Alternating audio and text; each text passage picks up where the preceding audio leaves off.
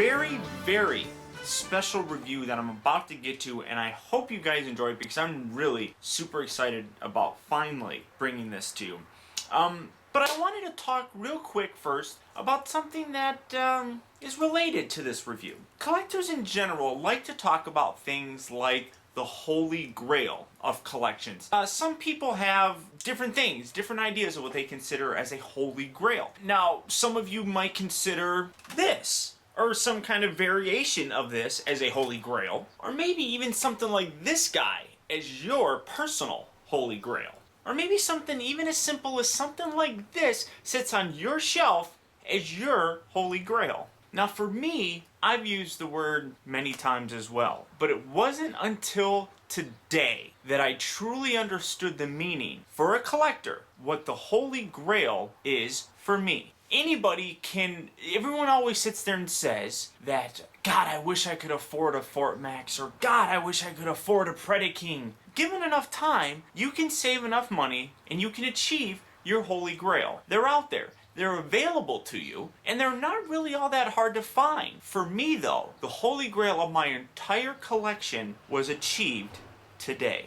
In 1986, we were introduced to one of the most lovable robots of all time. And I'm not talking about the 1986 Transformers movie where we introduced the various characters. In 1986, Ali Sheedy and Steve Guttenberg starred in a fantastic comedy about a little robot named Number 5. Labeled as a strategic artificial intelligent nuclear transport, or SAINT, the movie starts off showing us what these little robots are designed to do. They're created by the military, and they're used for military purposes for the most part. Until one fateful day, during the unveiling of these wonderful robots, that Number 5 is electrocuted and becomes a living, I'm not going to say breathing, but thinking, feeling creature of his own. Throughout the rest of the movie, Number 5 tries to convince many people that he's actually alive. That Number 5 is alive. The only one that really believes that he is alive is Stephanie, a lover of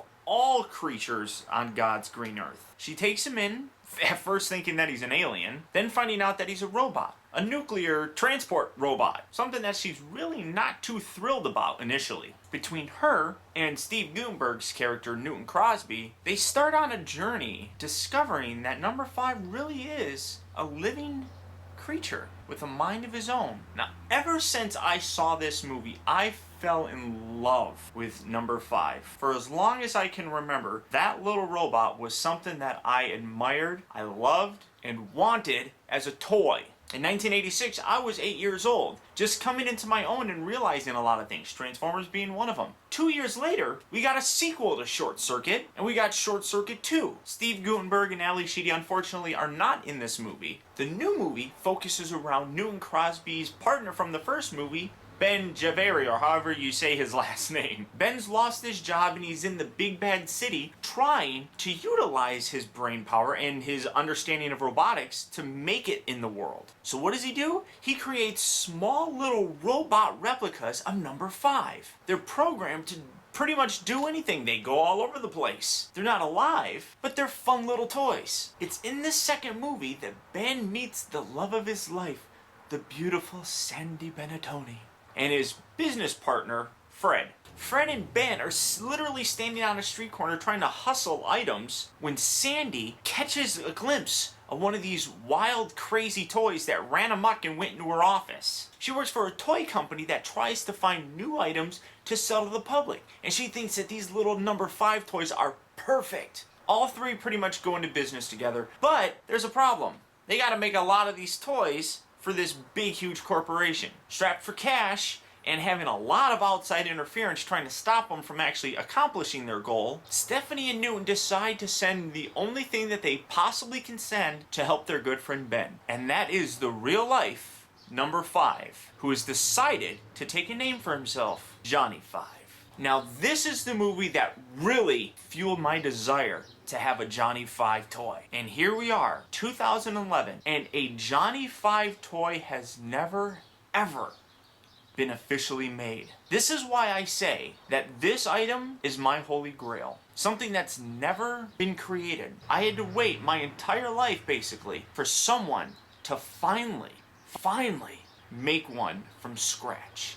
Thanks to the folks at JawsRobotics.com, Robot 5, or Johnny 5, is alive.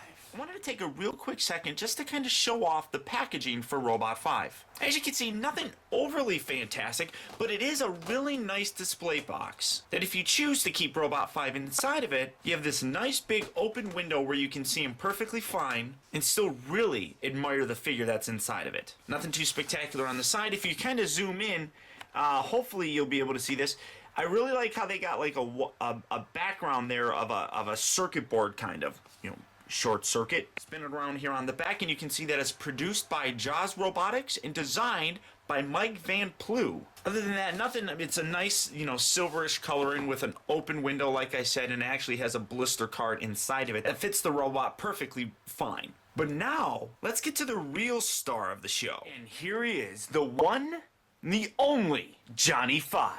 Finally, after years and years of wanting a toy from this particular character, Jaws Robotics has finally given me one. Now the amazing thing is that they only made 100 of these figures. So that's why I say that this, for me, is a holy grail. It's something that is irreplaceable. You saw I have Brave Max in my collection. You saw that I have Predaking in my collection. I can replace those if something were to happen.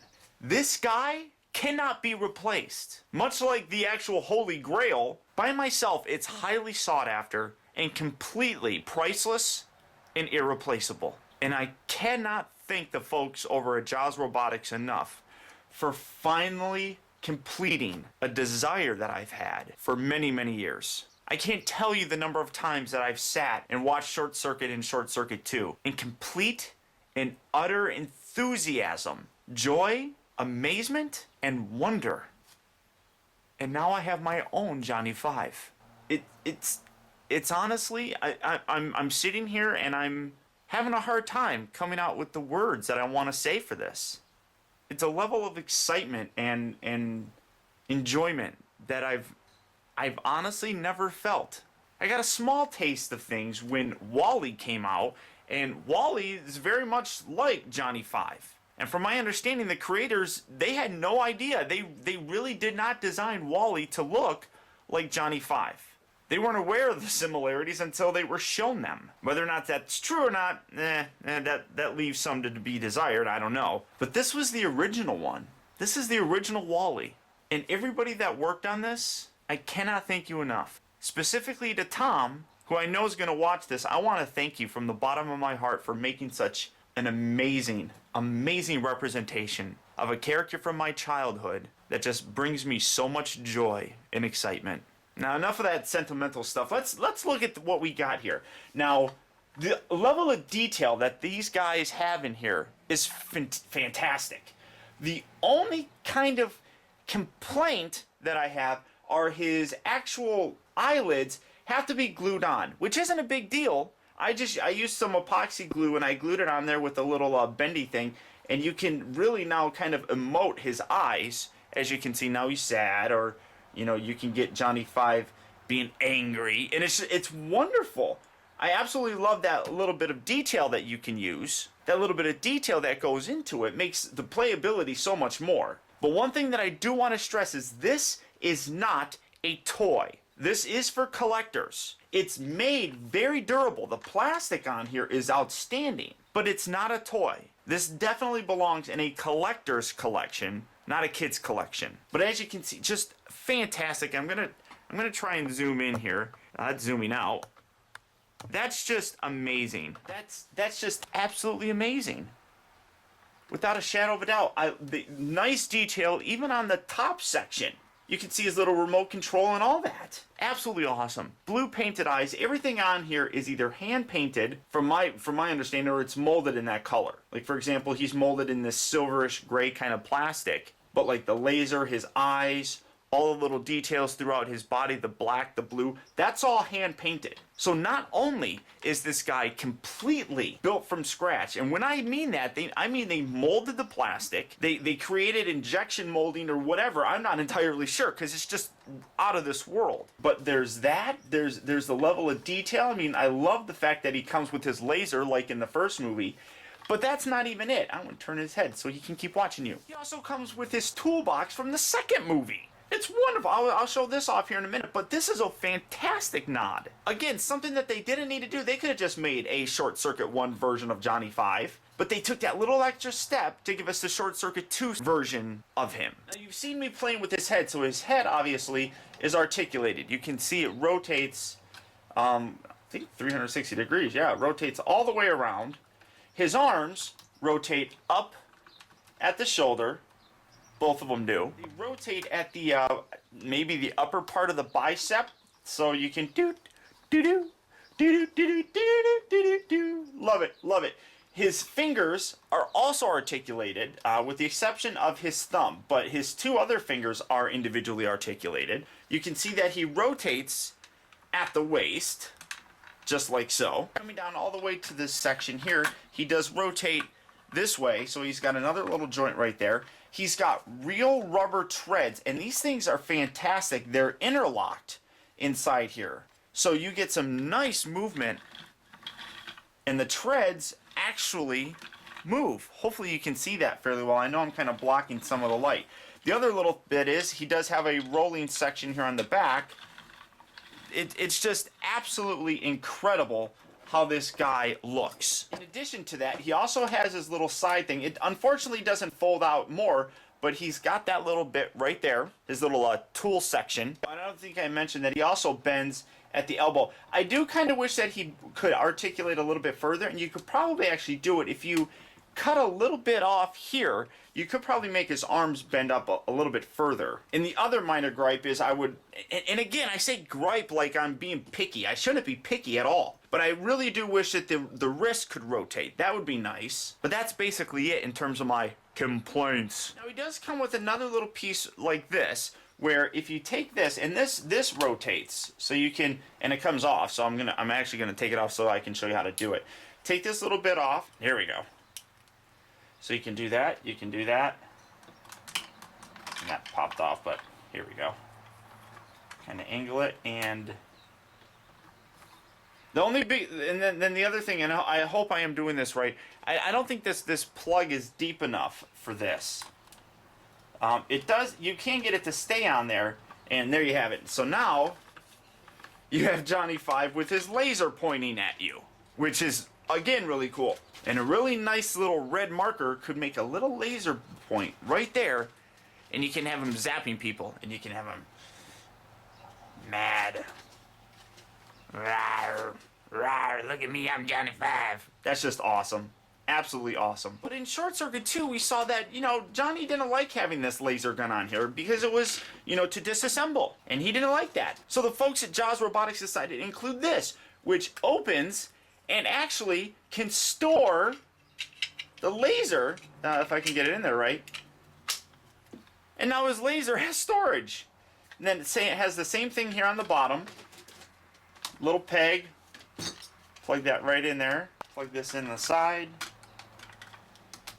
And now he's got his toolbox. A much more user-friendly item for Johnny Five to have since, he doesn't like disassembling things. But that's just absolutely fantastic. As I said, the level of detail on here, you got nice gold-painted hydraulic pistons here. That's the other kind of thing that I wish that they could have incorporated. Maybe put this on a ball joint where it could, rotate, like that, so we can be kind of like looking at you cockeyed or whatever. I don't know, design-wise, if that would have been possible to do. But I'm seriously just standing here looking at this thing in absolute amazement. And here you can see just how big this guy really is. I mean, here's the bottom of my table. Here's the top of it. For all you Transformer fans, that's Classics Hot Rod. Now, as I said, only 100 of this magnificent figure were ever created. And the other really kind of cool thing is if you look here at the bottom, they're individually numbered.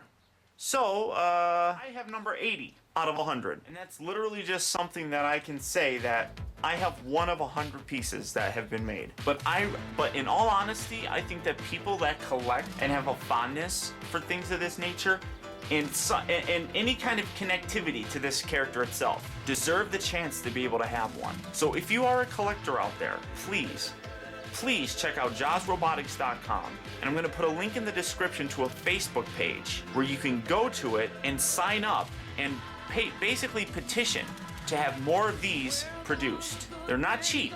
They're $250, but when you consider that this entire thing, all the pieces that go into this were built from scratch, assembled by hand, and painted by hand, $250 is not a lot of money. So please, I implore you, like I said, if you are a fan of this movie, if you're a fan of this character, and if you've always wanted one just like I have, for something that, to me, is priceless, $250 is nothing.